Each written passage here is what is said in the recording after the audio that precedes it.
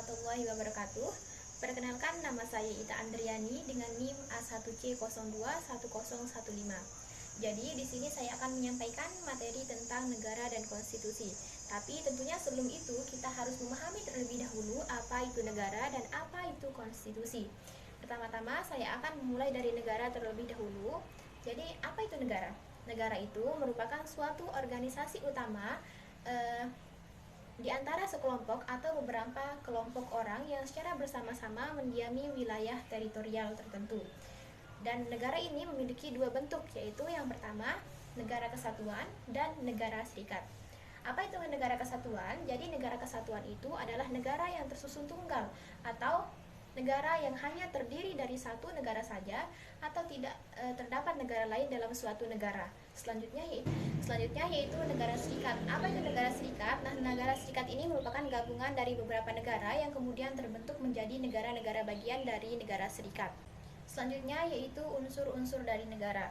Unsur dari negara itu terdiri dari 4 unsur, yaitu yang pertama wilayah atau daerah, yang kedua yaitu rakyat, yang ketiga yaitu pemerintahan yang berdaulat, dan yang terakhir yaitu pengakuan dari negara lain. Kemudian yaitu fungsi-fungsi dari negara. Jadi fungsi negara itu terdiri dari 4 fungsi, yaitu yang pertama fungsi keamanan dan ketertiban, yang kedua yaitu fungsi kesejahteraan dan kemakmuran, yang ketiga yaitu fungsi keadilan, dan yang terakhir fungsi pertahanan. Nah, setelah kita mengetahui fungsi-fungsi dari negara, tentunya kita juga perlu mengetahui tujuan dari negara. Jadi tujuan dari negara itu yaitu selanjutnya yaitu unsur-unsur dari konstitusi. Jadi konstitusi itu memiliki 3 unsur, yaitu yang pertama konstitusi sebagai perwujudan perjanjian masyarakat, yang kedua yaitu konstitusi sebagai piagam yang menjamin hak-hak asasi manusia, dan yang ketiga konstitusi sebagai forma regimenis atau kerangka bangunan pemerintahan. Selanjutnya yaitu tujuan dari konstitusi. Jadi tujuan dari konstitusi yang pertama yaitu memberikan batasan dan pengawasan, yang kedua yaitu memberikan perlindungan terhadap HAM, dan yang ketiga sebagai pedoman pelaksanaan negara. Yaitu kita akan masuk ke materi konstitusi.